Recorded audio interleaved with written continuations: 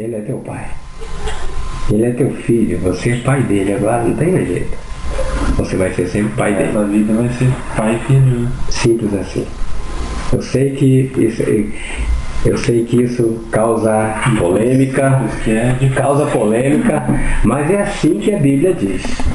Por isso Jesus falou. Sabe quando Jesus diz: conhecereis a verdade vos libertará? Jesus estava falando para um povo que eram os doutores da lei, que eram os religiosos da época, que conheciam a lei, que eram os teólogos da época. Não estou falando de todos os teólogos, tem muitos teólogos que crêem na Bíblia como ela é. Mas muitos não, muitos crêem mentalmente.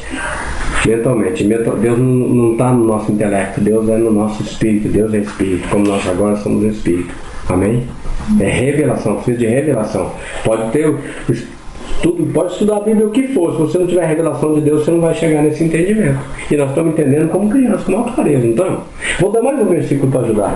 Vai comigo para 1 Tessalonicenses 5, você está no capítulo 1, vai no versículo 5, versos 9, versículo 9. Porque Deus não nos destinou para a ira. Olha aí de novo. Não nos destinou para a ira, mas para alcançar a salvação mediante as minhas obras, o que eu faço, o que eu deixo de fazer. É isso que diz aí? Orar bastante. Eu não sou contra orar não, entendeu? Eu estou dizendo que tem gente que pensa que é orar bastante, ou jejuar bastante, ela vai ser salva. Aqui ele está falando aqui, ó. Mas para alcançar a salvação mediante o nosso Senhor Jesus Cristo. É o que Ele fez. Diga comigo, é o que Ele fez. É o que Ele fez. Que já me garantiu. A minha salvação. A minha salvação. Aleluia. Assim, a salvação em Jesus Cristo. O que morreu por nós para que quer vigemos, quer durmamos, vivamos em união com Ele. Aí, mas voltando no versículo 9, diz: porque Deus que nos destinou, que não nos destinou para a ira. Deus nunca destinou nós para a ira. Então, nós estamos livres da ira de Deus. Amém? A ira de Deus foi colocada em Jesus. A ira vindoura não tem nada a ver com Deus bravo. Eu vou repetir isso. É Satanás no domínio da terra plena daí. Sem será na grande tribulação.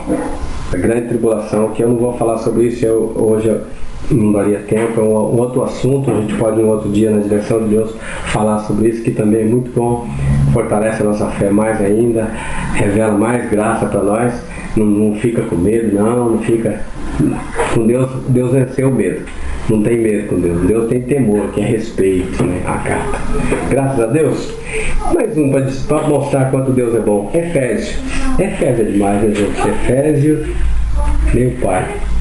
Efésio é tremendo. Capítulo 1 de Efésio, versículo 9. Efésio, capítulo 1, versículo 4. Diz assim: vamos pegar desde o versículo 3, perdão. Bendito Deus e Pai de nosso Senhor Jesus Cristo, que, quem sabe um dia, se Deus quiser, com muita súplica, vai nos abençoar. Não. Diz que nos tem abençoado com toda sorte de bênção espiritual nas regiões celestiais em Cristo. Diga: eu sou abençoado com toda sorte de bênção nas regiões celestiais em Cristo Jesus. Novamente, é o amor do Pai revelado em Jesus. Não é o que eu faço, mas é o que Jesus fez. Amém. Eu estou falando tanto porque o Espírito Santo está mandando repetir isso, porque tem muita gente que pensa que ele é abençoado pelo que ele faz. Eu orei bastante, eu ralei. Rapaz, quando você faz isso, você está apresentando um legalismo, é lei. Isso chama-se justiça própria. Deus não recebe justiça própria. A justiça que Ele recebe, já recebeu a de Jesus. Só de Jesus. A nossa Ele não aceita. Senão não precisaria mandar Jesus. Ele recebe a tua justiça. Você seria perfeito sem Jesus. Você ia conseguir ser livre de todos os seus problemas, livre do fogo do inferno sem Jesus. Você seria salvo. Pronto. Infelizmente tem muita gente que elas pensam assim, que é porque ela fez, ela deixou de fazer, eu fiz isso. Inclusive essa justiça própria ela é tão forte que no mundo secular as pessoas dizem assim, quando ela chega num patamar de finanças, por exemplo, elas dizem assim, mas eu ralei um monte, não sabe o que eu passei para chegar aqui. E quando mesmo a pessoa, tem pessoas que não conhecem ainda a graça de Deus, mas ela sabe que não precisa ralar para ter muito. Ela começa a trabalhar de uma forma sábia, sem fazer tanta força, e consegue. Não é trabalhar demais que deixa rico, não é assim? Então, com Deus está falando, não é o que vocês fazem que muda vocês, é o que meu filho fez. Aceite o que ele fez. Aceite o que ele fez. Quando você for trabalhar, você fala, não vou eu trabalhar, mas Jesus em mim trabalha por mim. Você vai ver que o teu trabalho vai ser mais leve. Você vai ver. Tudo vai ser mais leve na tua vida, porque é tudo Jesus em você, não é mais você. Paulo disse, não vivo mais eu, mas Cristo vive em mim. A vida que agora vivo na carne, ou seja, no natural, vivo na fé no Filho de Deus. Isso é viver na fé no Filho de Deus. Tudo que você vai fazer, você vai com essa consciência, é Jesus em mim. Deus já me abençoou nisso, eu creio nisso, eu sei, eu creio que isso já aconteceu, já é meu, em Jesus, não sou eu, mas é Jesus em mim, sempre jogando para Jesus, mostrando para Jesus, joga a bola para Jesus, amém? Olha o que ele diz mais, diz assim, versículo 4, assim como nos escolheu nele antes da fundação do mundo, para sermos santos, irrepreensíveis perante Ele, em amor, e nos predestinou para Ele, para a doação de Filho, por meio de Jesus Cristo, segundo o beneplácito da sua vontade, para o louvor da sua glória e da sua graça, que Ele nos concedeu gratuitamente no amado, no qual temos a redenção pelo seu sangue, a remissão dos pecados, segundo a riqueza da sua graça, que Deus derramou abundantemente sobre nós, com toda sabedoria e prudência, desvendando no mistério. É ruim parar de ler Efésios, é muita revelação.